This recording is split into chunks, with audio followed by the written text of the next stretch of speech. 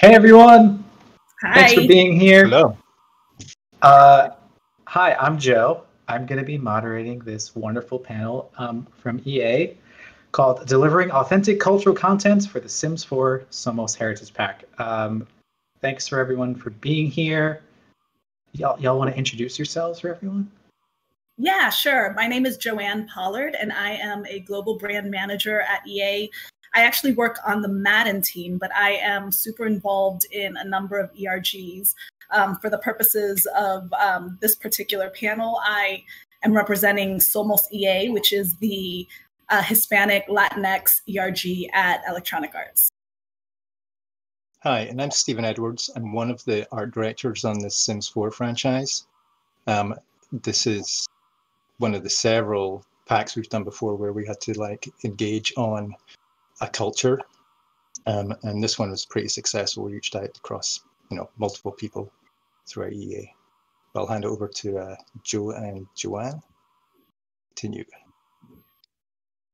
Yeah, so one thing I want to just cover right off the bat for people who don't know, Joanne, do you want to just talk about ERGs in general and just what the role of an ERG is? Yeah, absolutely. ERGs are employee resource groups, and they are typically affinity-based, whether it's by ethnicity or whether they are by, Pride is one of the ones that we have, which is for our LGB community. We have ABLE, which is for folks who are disabled and have any type of disabilities, and these are essentially groups that work on either professional development or providing culture in some way, shape, or form, educating our fellow employees and providing resources across the company. I love SOMOS. I think it's super cool, and the fact that it kind of reaches across all of EA's things is actually really awesome as well, right? It's bringing all these different teams together who normally wouldn't get to work together to kind of focus their efforts, which is awesome. Yeah, that's one of the things that's different about ERGs at EA, and I imagine at video game companies, it's a resource that we use for inclusivity and diversity within our games as well. So we have this thing called the inclusion framework that was devised to help our games teams, ensuring that we include diverse voices and experiences across all of our games. It's a relatively new thing that they developed because they found the need to be inclusive. Yes, and so I think, actually I moderated a panel on Friday that was sort of with a bunch of other ERGs who it's their first time doing it, or they had only been around for a little while, and I think SOMOS is a great example of what an ERG can do over a longer period of time, and how much impact you can have on company culture, but also just studio and game culture, which is pretty cool. Yeah, absolutely. Sweet. Okay, so for the purposes of today, what we're talking about is exactly what you just mentioned: bringing diversity into the game, and using the ERG to interface with the actual development team, which is Stephen, to make some really cool stuff. Also, we just got a donation, so thank you so much, Miranda. You're the best. Yeah, so let's start with kind of where the conversation started. I know that it was brought to the team, and then how did that all come together for you? So the way that it all started was that we realized that the Hispanic Latinx community, they're huge gamers, and we wanted to celebrate that. So as SOMOS, we started looking into what games would it be appropriate to have something celebratory during Hispanic Heritage Month. And naturally, The Sims, and actually FIFA and Madden were the other two games where we decided to do something in-game, but we didn't really know what to do exactly. So this panel is specifically about that collaboration with the Sims team. Sweet. Okay. All right, so you got some stuff on the screen. Stephen, do you want to start going through how the process went for you all on the team? Yeah, sure. So, it usually starts with production and design, and eventually this trickles down to the art department. But this is something Dana, our producer for this engagement feature, this is the massive slide she put together, and as Joanne said, it's just a massive outreach. At this point, we're going broad as we can. I mean, you can see some flip-flops there, for example. We're trying to get as much pieces, icons that you could possibly fold into this pack. And some of them we know immediately aren't going to work with the Sims. Like this handbag, for example. We don't really do accessories like that in the Sims. But again, you don't want to limit anybody, because something quite interesting could come out of all of this. Here's food, for example. Preparation, all this kind of stuff. That's definitely something that Sims 4 leans into quite a bit. And so, yeah, we just did a massive sort of call out. We got everything together. And then eventually this gets distilled down. What I was going to say about that particular Excel file is that this was the first point where we were actually collaborating. The call to action here was for the SOMOS ERG to populate this with all sorts of different things that we felt represented us. So we were looking at musical instruments. We were looking at clothing items, at food. We were looking at different, specific food not utensils, but just things that we have, like a pilon in Dominican Republic, and things that we use that would be appropriate potentially for the Sims. So this file has like 5 or 6 different worksheets, and they all have different themes. And if you look at them, you see things that people from Peru put in, Ecuador, and all different countries that are represented across our ERG, because we wanted to make sure that everything was included. Yeah, this is super cool to see. As you're scrolling through, there's just like a lot of, I'm just smiling and seeing some of these fun images of things that they seem really obscure, but actually they can embody someone's entire experience with their culture, which is really cool. Like those guava, oh my gosh, and the chimichurri, yeah, so good. I love this. I think probably one of the hard parts about this kind of thing is then taking this and making it real, right? Like, it's cool to have a mood board with all of the different things, and the reality of game development says that you just can't do everything. So and that's the thing with an engagement feature. It's free content. So the budget restrictions are quite tight. We do all of that work in-house too. So it's one of these things where we're always constantly going, okay, we want to put as much content in as we can. How can we find ways to select items that have a broad appeal that can also fit into the rest of the Sims packs as well, because if you're only getting, say, 5 assets and they're too unique, it's like, well, how do I fold this into another narrative that I'm trying to tell in the Sims? So one of the main things is, as we were scrolling through a lot of this stuff, we're going, okay, what's the theme going to be? And so I think early on we decided, food's definitely a high point. The cooking of the food as well. And so it's sort of like, well, most cultures, they do have a family, a community. It's about dining, it's coming together, a celebration. And so that was our guidance for that initial, selection process. Yeah, I also wanted to make a clear point too, right? Like, if you're just looking at the end result of something, you might not see all of the sort of effort and research and desire for the diversity to come in. But seeing a document like this, which I actually give you guys a lot of kudos for showing this off, it's really cool to see.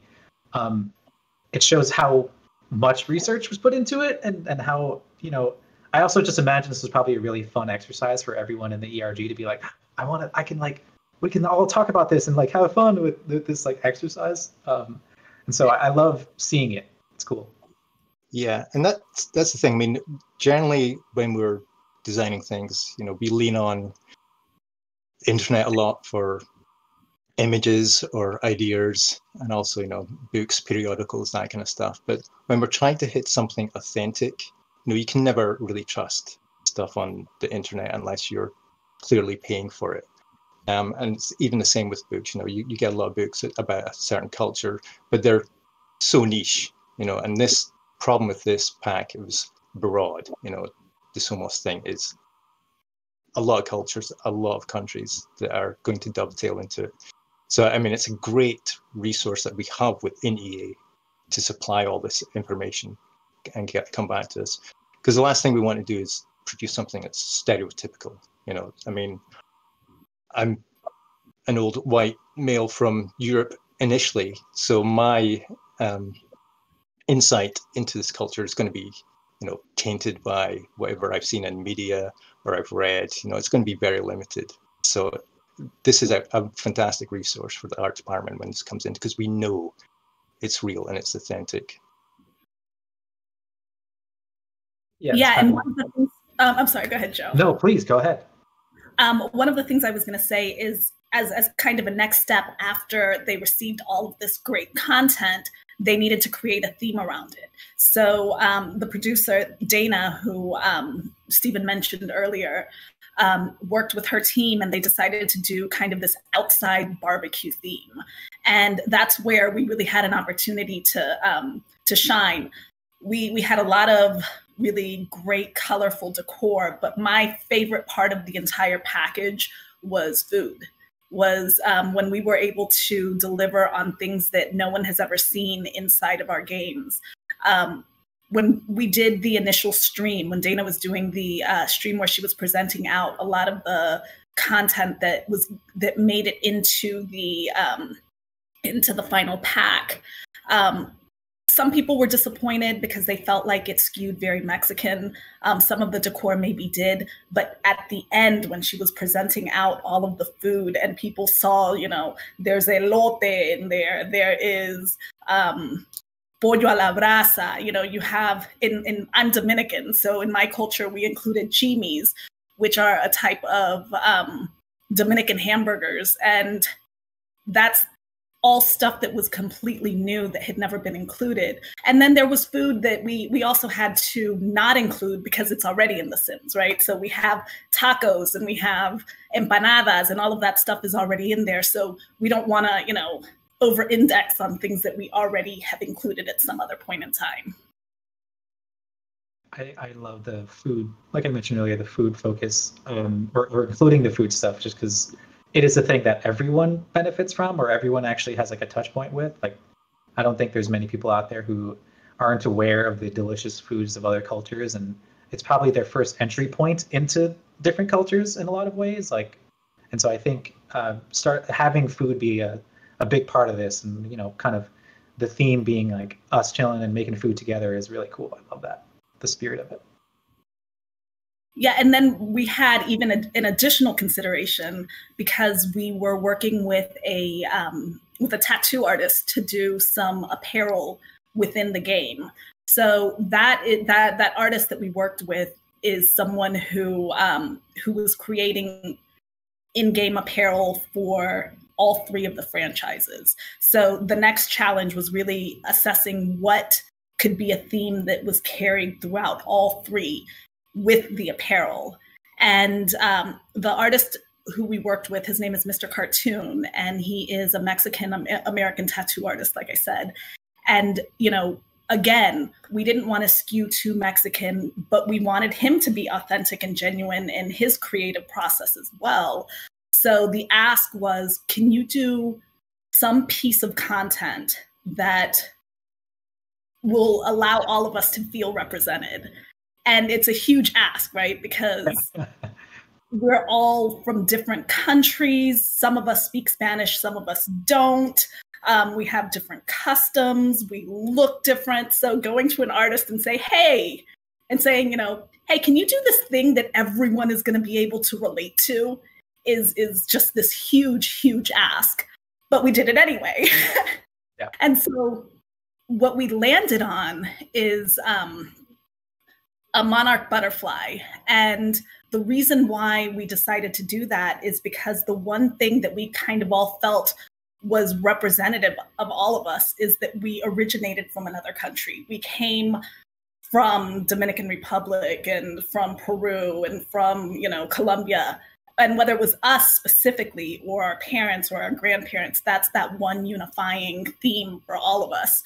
So we started thinking about immigration and issues that are relevant to our community. And the monarch butterfly has been used as a symbol for DACA. And, you know, while DACA is not exclusive to the Latino and Latinx community, it is something that impacts most of us. So we decided to create apparel included across all 3 of the franchises. So you're going to see that content in November with Madden and FIFA as well. That's awesome. I love that. I love having sort of the centralized theme that can then inform a lot of other decisions. It's super cool. Right. And we also wanted to take a stance, and it originated from SOMOS, but it's now an EA thing. And we partnered with an organization called Raíces, and already have raised over $50,000 internally that that we're able to give to this group Raíces to help DACA recipients with legal representation and different resources. So we wanted to be on the right side of history as far as social justice issues are concerned. We didn't want to be performative and do things because it's the popular thing to do, right? It's the thing that everyone's doing, jumping on certain social justice issues. We wanted to say, no, this is the right thing to do, period. So let's do it now before anybody tells us that we're supposed to. Yeah, I love their mission. It's super cool. There's already people in chat being like, oh my gosh, they're so good. Also, there's a bunch of people in chat. They're like, I'm getting hungry now. We're just talking about. That's exactly what happened to us every time we had to go into one of these meetings and decide what to do. It's like, can we make this closer to lunch so we can just all bail out? Yeah, that's super good. Okay, so should we talk more about the next steps then? Yeah, let me bring up the next PowerPoint. Cool. Is that coming through okay? Yes. Okay, excellent. Let me find it. Perfect. Yeah. So next stage, I mean, that PDF you saw there was what I was explaining about the broad attempt. And then once we'd worked out our theme, our outdoor dining, then it was kind of like, okay, again, production quickly put together a deck, just distilling all those assets so they can start to get a sense of, how many assets we're going to need. Are we going to need engineering support, animation support? What's the modeling time going to be on these things, et cetera, right? So, because we have a finite budget we have to adhere to. So then it's a case of like, okay, what can we get in? What's the cost? And again, it's a conversation with all disciplines at this point. It's not us going, we want this. It's generally a collaboration, because what you'll find is, you might think something is going to be too expensive to put in the game. And you'll go to a modeler and they'll go, you know what, I can probably shave some time off this. It's because everybody wants to like produce the best content, and all that they're usually hamstringed by time, but they're smart, they're aware, and they can find solutions to most of this stuff. So here you can see like a very atypical barbecue that we definitely felt we'd need.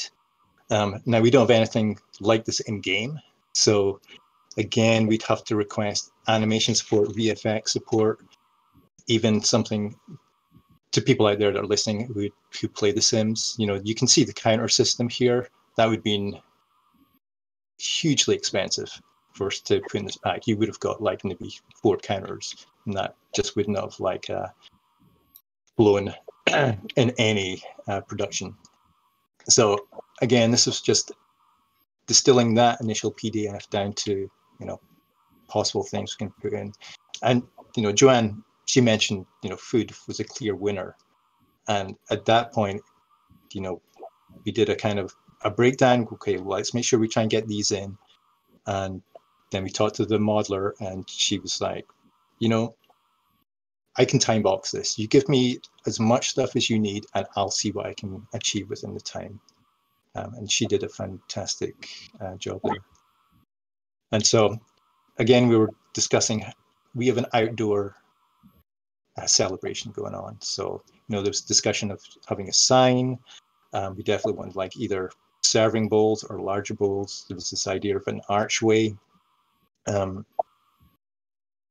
of course, if you're going to do outdoor dining, you need the dining set, chairs and tables. So again, this was just production going out and finding the reference. It's like I said before, usually there's a production design phase where they're kind of getting their ideas together, and then they'll fold in art to help push it.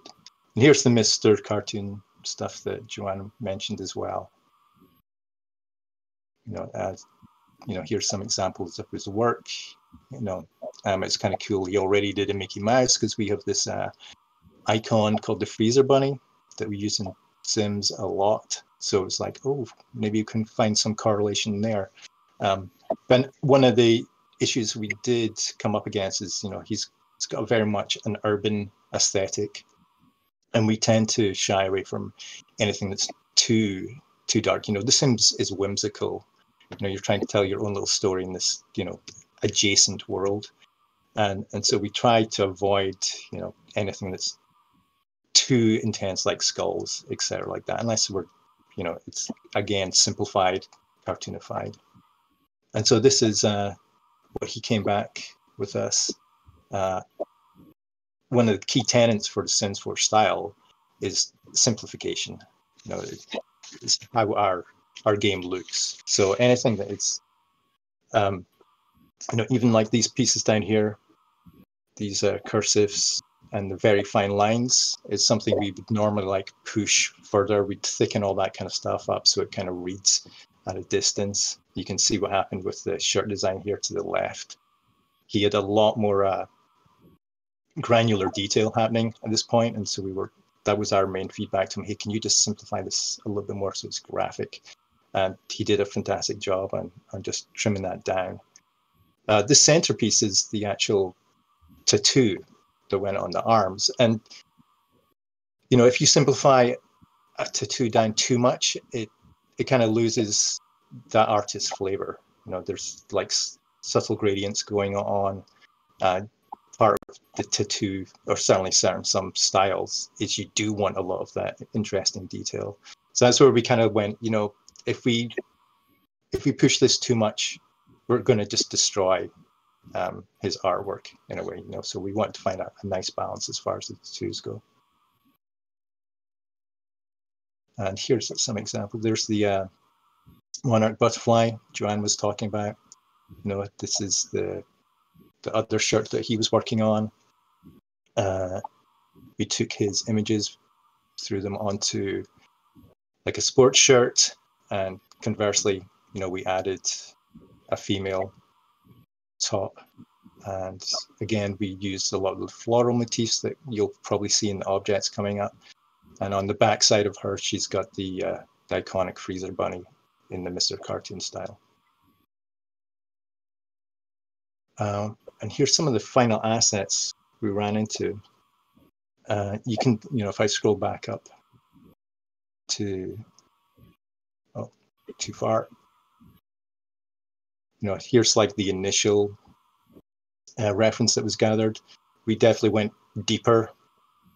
As I said before, we go broad and then we go deep and we narrow it down. So we did a lot more research on tables. Certainly a lot of nice tiling on these things, which is great because we've never done a tiled table in Sims 4. And we've got this nice kind of rustic rattan furniture again. And what's great about the style is it's so vibrant. And so it's, you're getting a lot of punch immediately just from the colors that we're using.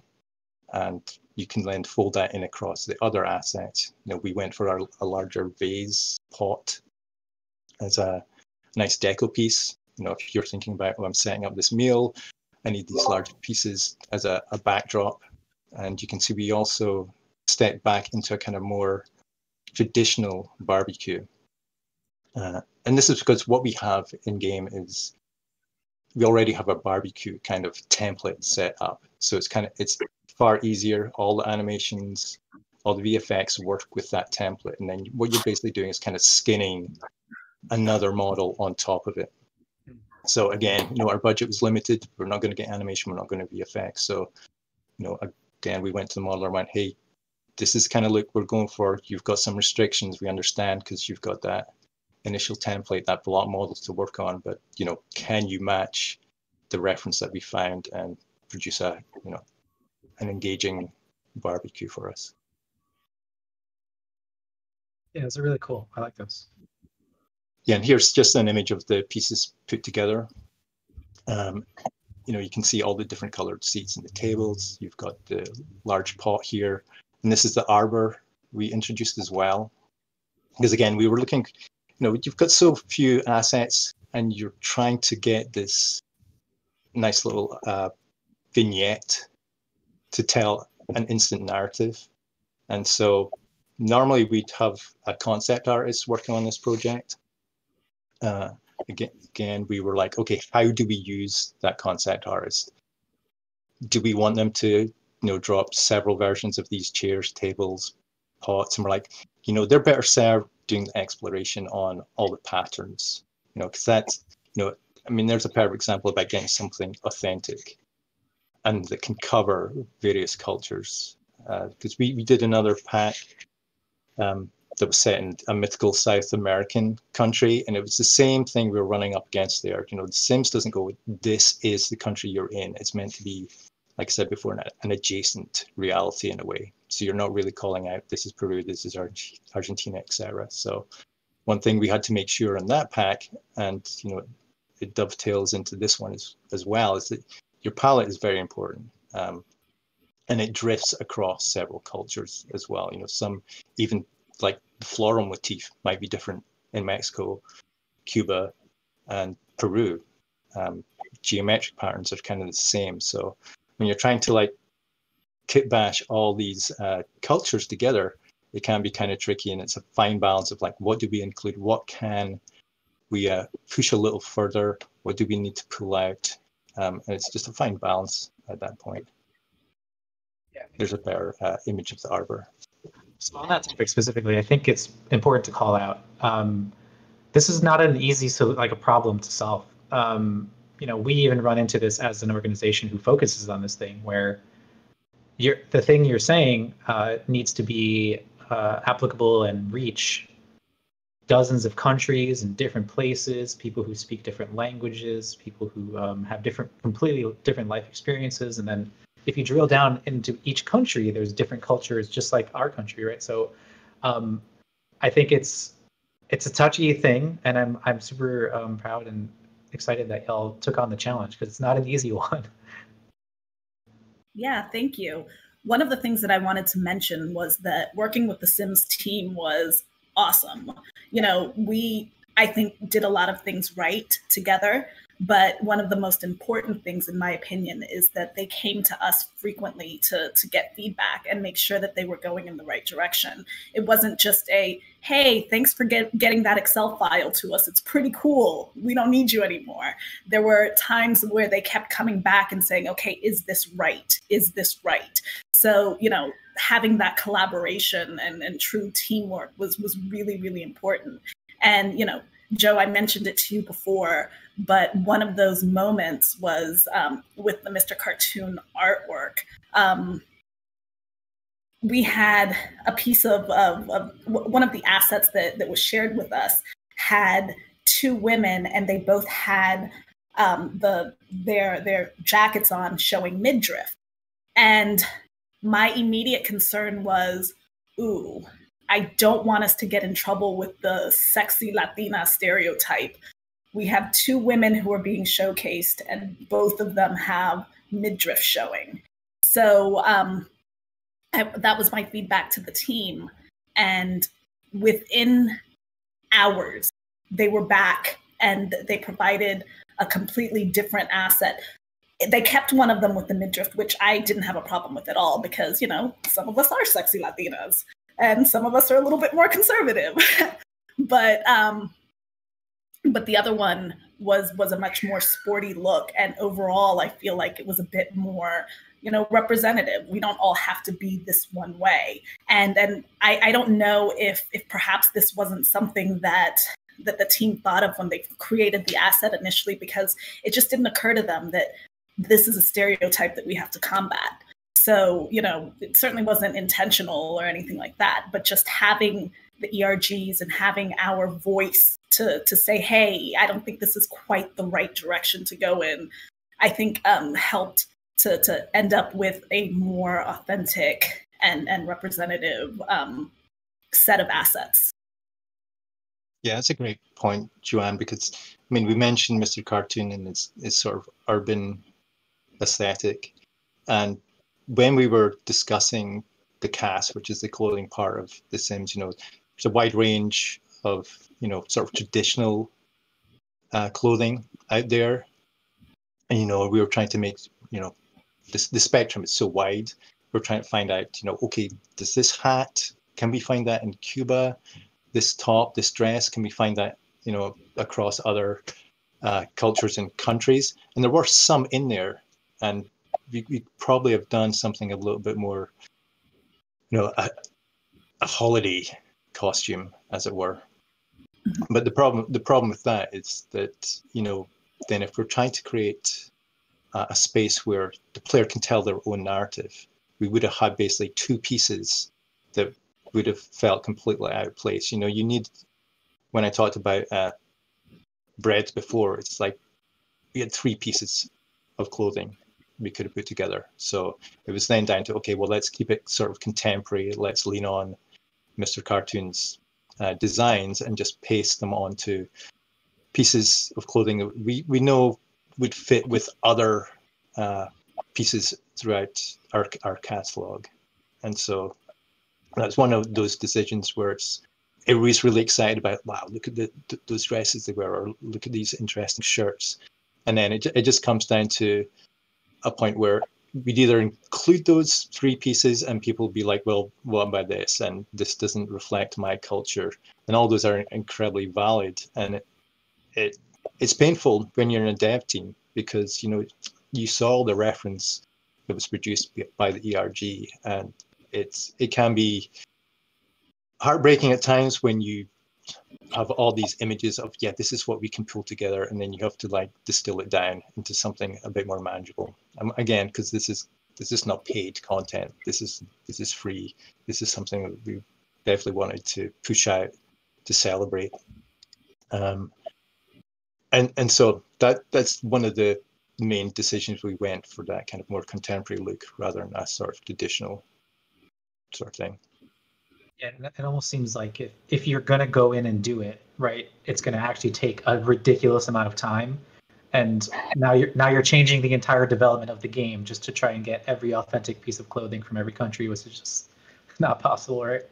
Yeah. And on previous packs, they have, you know, because that's paid content, they have a larger amount of assets. So we can fill in all those gaps. It was just problematic on this one because, you know, we know you couldn't really put a hat in a pack as one item. You know, it doesn't feel substantial enough. So we had to back out a lot of sort of more traditional clothing, which was a shame. But, you know, we got some pieces. We nailed the color, I feel. You know, that was our big thing. And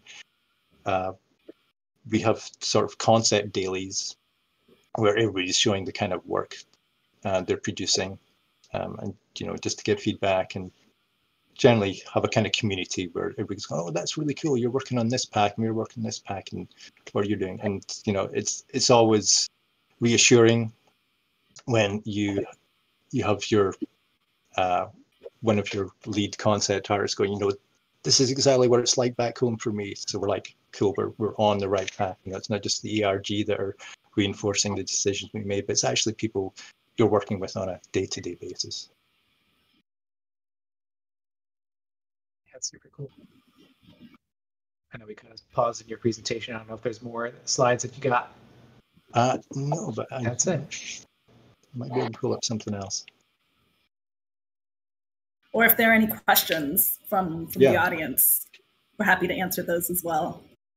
Yeah, I mean, I think we kind of got ahead of some of them when we were talking about just like the differences in different cultures, and then, you know, talking about limitations. I think that's, you know, if there's like one big takeaway here for me, like it's hard to do this. You know, making games is pretty hard, and we are in a, you know, as developers in a position where you have limited resources and you're doing your best, and you're trying so hard to try and get everything you can in. And I think it's really cool to kind of see that, you know, the curtain pulled back on that, because I think it's very easy to kind of just see the end point and go, they didn't even try. And it's like, just hearing you, oh man, I wish we could have, or, you know, that kind of stuff is super encouraging to see and hear. Yeah, and everybody's involved at at all levels. You know, I mentioned the modeler before. Beth, I'll give you a call out to your. You know, she was churning through all these foods, and it, you know, it's even coming down to a situation where we're going, you know, is this corn meant to be as you know, as well cooked as this, or is it meant to be a little bit more savory? You know, and so we'd have to even check back on that kind of stuff, because we didn't want to like make a mistake with people going, you know, that doesn't really go with this meat, for example, or, you know, and usually we'd have all this in little bowls rather than like just thrown across a plate. So there's a huge amount of decisions, even on something as small as, you know, how to plate this food together. People would all be jumping in, and again, it's kind of like, okay, what can we compromise here? What's the story we need to tell with this celebration?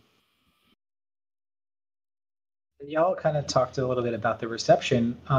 How's everything going? Like, how are people feeling now that it's out there in the world? Based on what I've seen, people are pretty happy with it.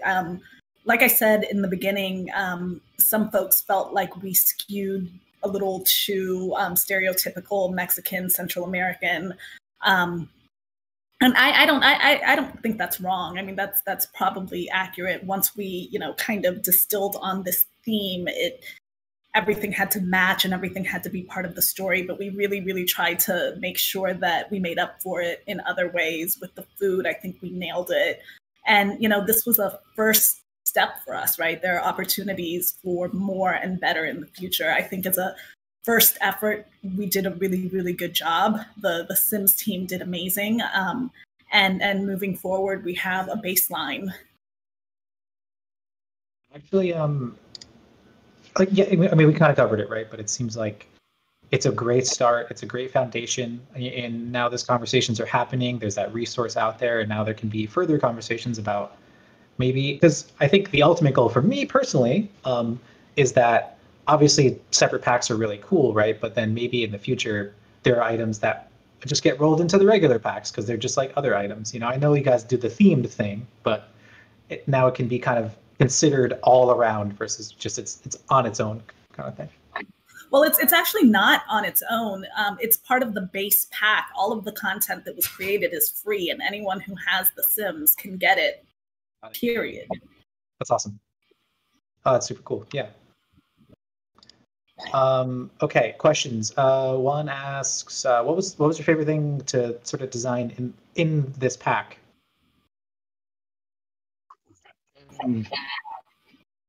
I think the patterns, they were a lot of fun, because again, it required a lot of investigation, a lot of checking out different styles, and then guiding the concept artist on, you know, what kind of flowers we're going to introduce, even taking, you know, sort of interesting shapes.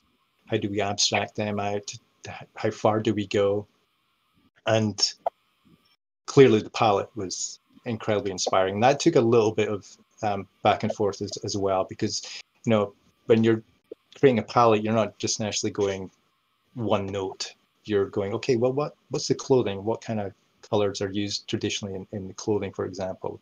And, you know, you can chart up through a sort of historical timeline. You can go, okay, well, there was a lot of kind of more muted colors back here, but, you know, as we went further through the 20th century, for example, there's a lot more interesting pigments coming through. There's more influences elsewhere, and that's another thing you have to be careful of. You know, it's like, how much of the colonial impact do you want to show in a pack like this, for example?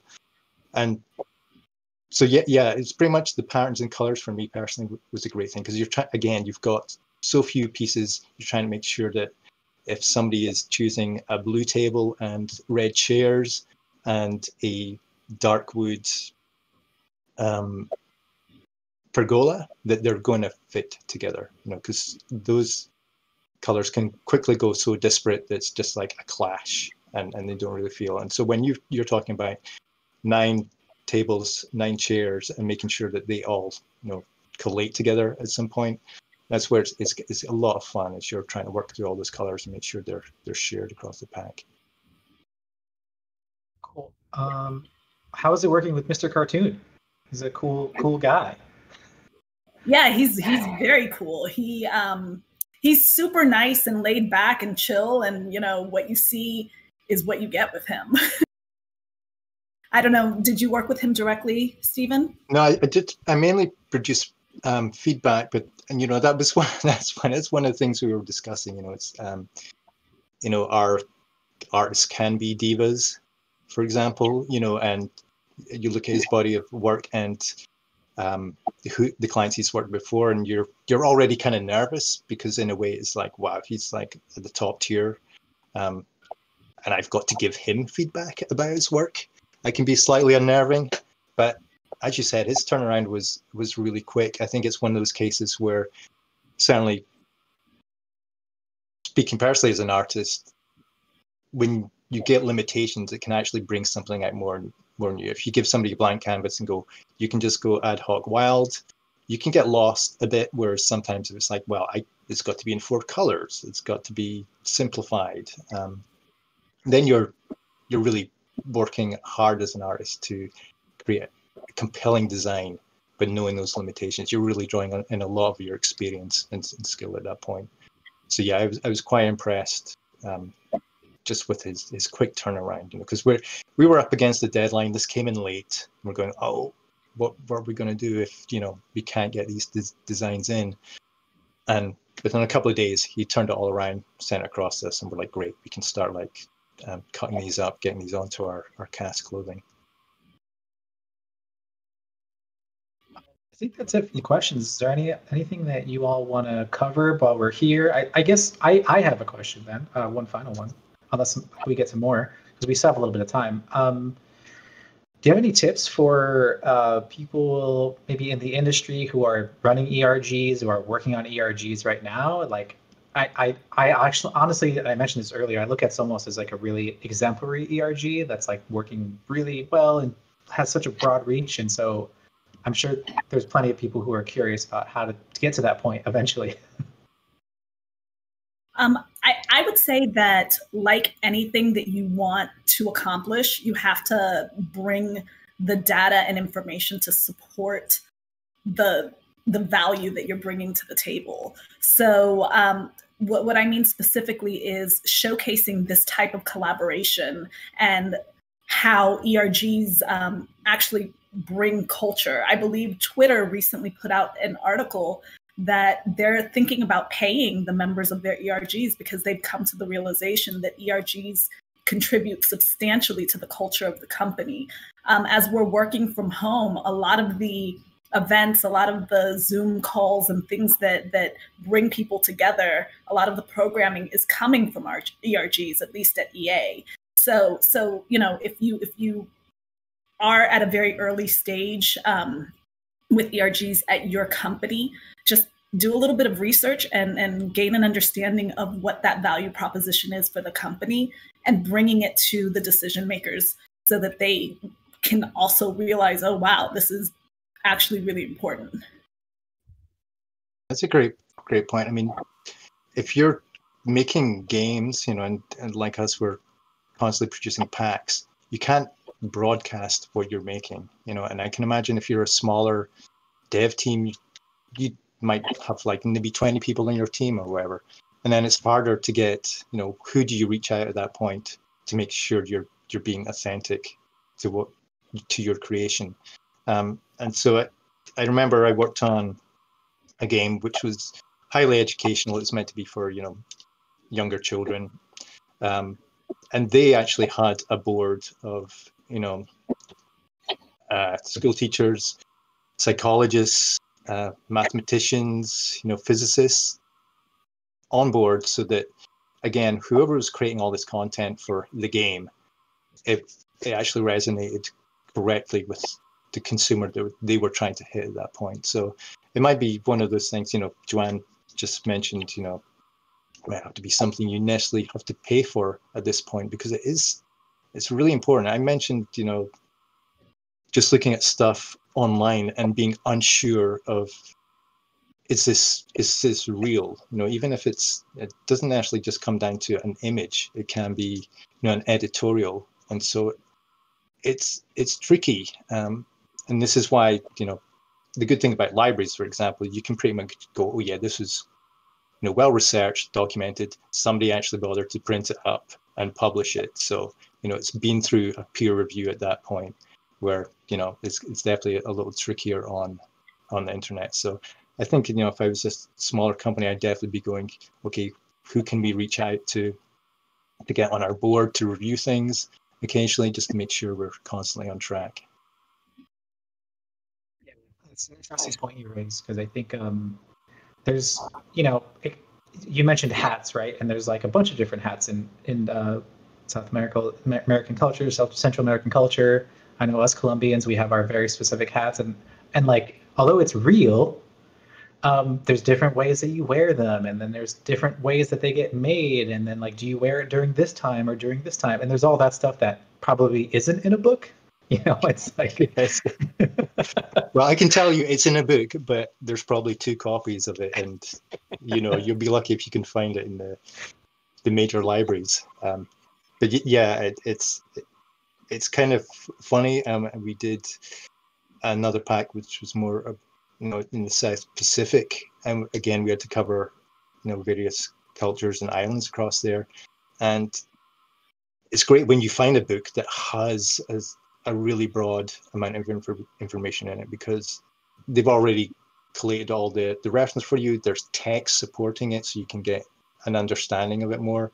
But that's completely different from something that spans a lot of different countries, which this pack did. It was quite difficult. I mean, I'm not sure I'd even know where to start with the timeline we had on the reference gathering. So as soon as that ERG stuff came in, it was like, great, I've got a foundation here. I can stop panicking. I know at least all this that I'm looking at is, past the council, and we can lean into it. Yeah. And I would also say that diversity is really, really important. And not just because we think it is, but because every company that you see that is actually leaning into it performs substantially better than those that don't. It impacts your company's bottom line. So in dealing with an organization, I would bring those things up as well. That's a good point. I think there's so many benefits to things like ERGs, right? It's not just, it's employees feeling like they're welcomed and feeling like they have a safe space within their companies, but then it's also, these actual legit monetary values to development and to the studio.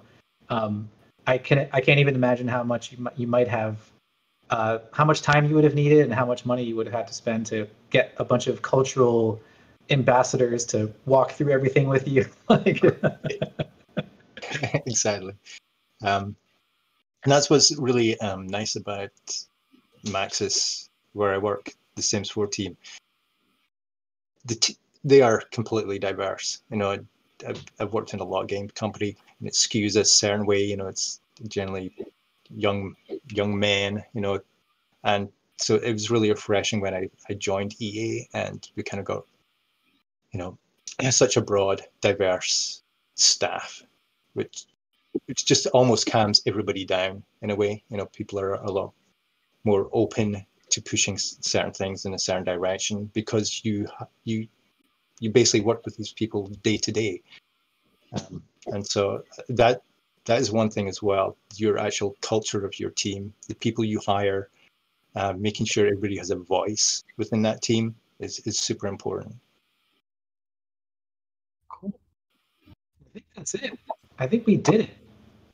Woo! We made it. Well, thank you so much for inviting us to speak. Yeah, this is brilliant. It's such a worthy cause. Yeah, I appreciate y'all maybe being a bit revealing in a way. I think it took some courage, and I appreciate y'all for doing it, because I think it's really important context. So thanks so much. You're welcome. Okay. Right. Thanks everyone who watched the stream. Much appreciated. Do you want to give any plugs to your own stuff or anything, like social media or anything like that? Are you good? No, we're ambassadors for EA here for sure. Got it. All right. Wonderful. I posted the link to the blog post that's on EA about all the items and stuff, so y'all can check that out there. I'll post it again in a little bit, but thanks so much for watching. This has been really wonderful and enlightening, and enjoy the rest of the day, everyone. Thanks, you too. Bye. Thank you.